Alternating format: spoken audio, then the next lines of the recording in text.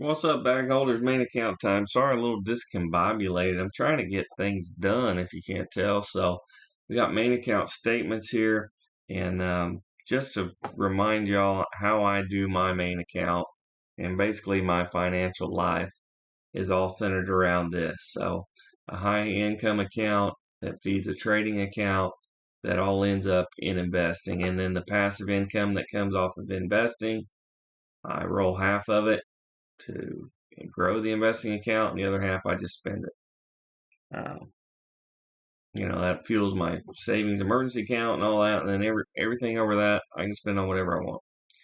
Um, so that's how I do it.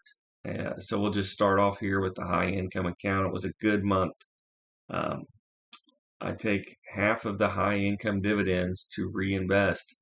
I do not like a drip, but if you've watched this before, I just have this hot list, and we'll just go through it, and I'm just look to see where I need to deploy the capital.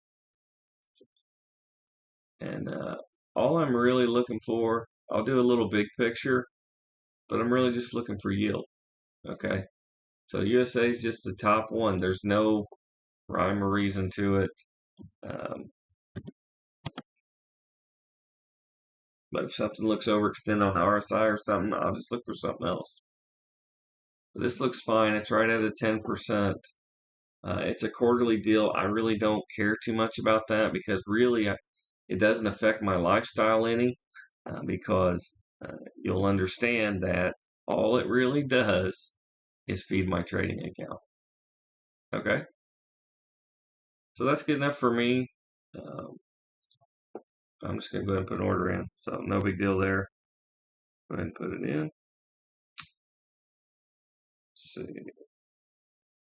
Looks like we're about to break even on it, down 0.45%. What's this going on here?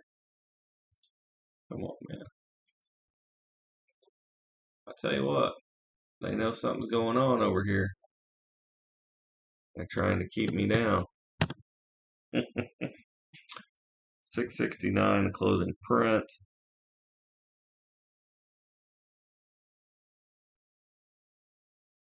There we go.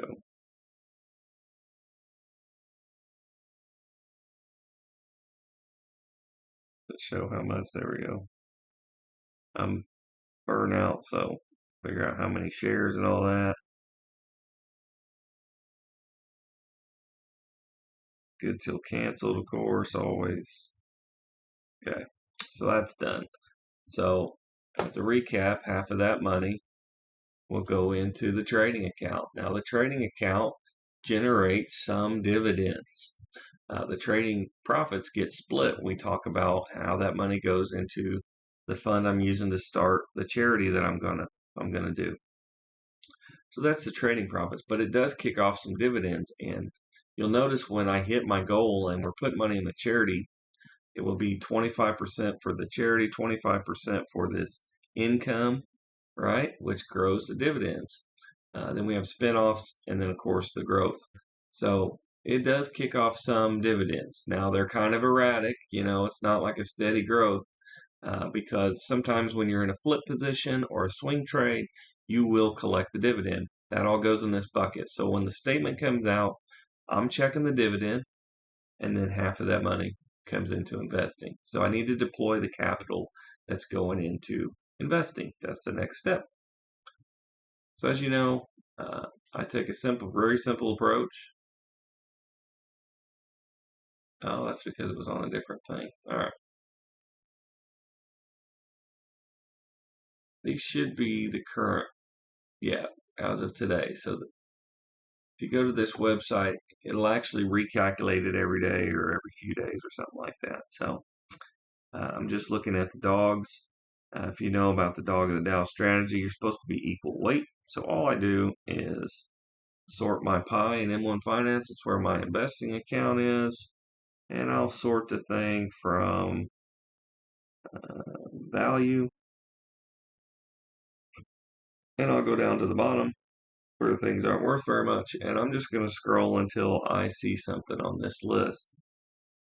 Merck made the list. Look at this. MRK.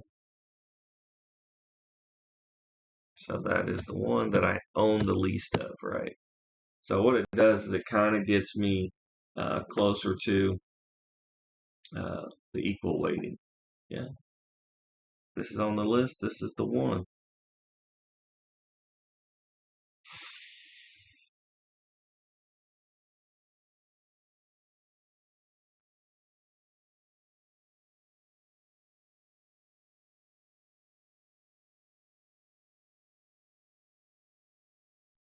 They changed how all this stuff works.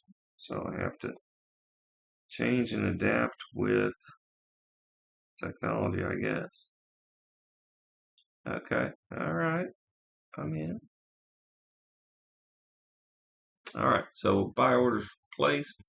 I'm going to take a few seconds here and update my my little pie here. How do we do that? There we go. So it looks like it's 8% if it's a dog, and then a 1% is how I like to do them if it's not. So let's see what fell off the list. Johnson Johnson's still on there. IBM still on there. Dow still on there. Coca-Cola still on there. Cisco still on there. Chevron still on there. Amgen still on there. 3M is the one that fell off the list, which is fine because we have a lot of it. And of course, we have Walgreens and Verizon to fill it out. Save. And I do that so that as the other dividends come off of the other positions, and including this one, it triggers the robot to reinvest and keep my overall portfolio at the balances that I have set, and it will buy these at a higher weighting than the other ones in the Dow, but it still buys those too. So that's how I do it. And again, it works for me. It's probably not optimal and probably a little too complicated, but I enjoy stocks so much. And I wanted to kind of get into all the different facets of it. This is obviously where does the paycheck go here, and we can do fun stuff here like selling options and all kinds of weird stuff. But typically just buying, master limited partnerships and ETNs and things like that that kick off a fair amount, REITs, all kinds of weird stuff. CLOs, all kinds of fun stuff that you wouldn't really put in your blue chip stock portfolio, right? You're not going to buy Pepsi and then go buy some CLOs. So keeping them separate is fun, and of course the trading. Now let's do a little talk about leverage before I close it off, because we've seen some volatility in the markets, and I learned my leverage lesson during the COVID crash, so we'll just knock that out of the way. This account is a cash account, okay? This account is basically a cash account. I will go into a little bit of margin, but it's usually only to swing trade the indexes, so it's safe in my opinion, but you got to think this has income that the account itself creates to help pay off the margin, but it also gets a kick in from this guy. Now investing, I have one income stock in it. That's it. That creates a majority of the dividends, but it helps me to keep the portfolio balanced. But I will leverage this, but only 10%. That's just what I do. I'm not telling you guys to use leverage, but that's how I do it. Because I think you do want to get a little benefit from your stocks running up. If you're not going to sell them, you can get a little benefit from leverage. So that's how I do it. Overall, pretty good month for me. This next coming month in August, dividend-wise, looks like a low month. So I'm not really looking forward to the next month as much as this one, but we're going to take some time to celebrate a good month.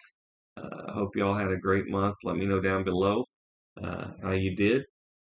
If you would leave me a like, make sure you're subscribed if you're new here, and we'll keep sharing the knowledge and at least some awareness that is possible. So if you know anybody that maybe would be good at the stock market, they just don't have anybody to show them, send them my way.